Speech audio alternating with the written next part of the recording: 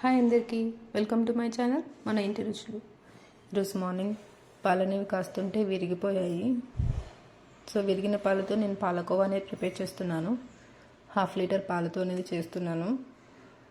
ఇలా పాలు అనేది దగ్గర పడిన తర్వాత నేను 1 గ్లాస్ షుగర్ అయితే యాడ్ చేసుకుంటున్నాను.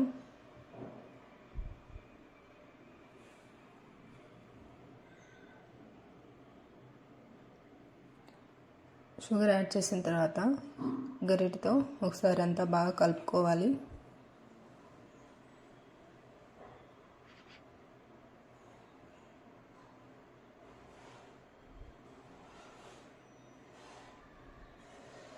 మంటని లో టు మీడియం ఫ్లేమ్లో పెట్టుకోవాలి.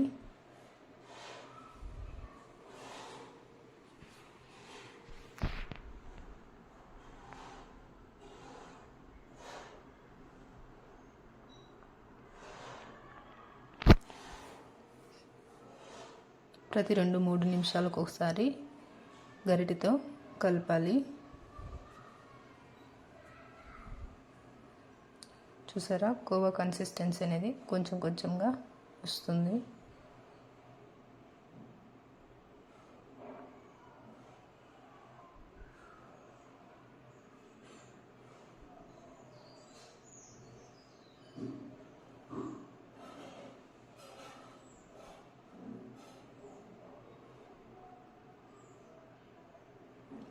ఇలా గరిటెతో కలపెట్టడం వల్ల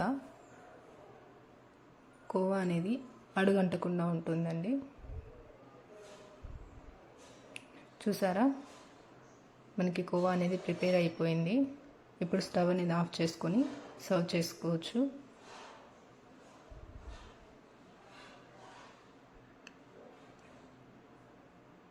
నేను ఇంకా కొద్దిగా కలర్ రావాలని అలానే పెట్టాను. మీరు ముందే స్టవ్ అనేది ఆఫ్ చేసుకోండి, లేదంటే కోవా అనేది తినేటప్పుడు గట్టిగా అనిపిస్తుంది కొంచెం.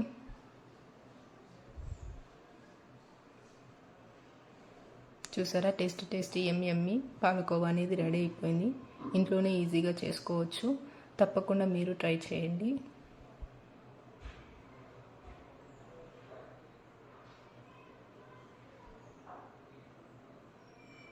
Thank you for watching.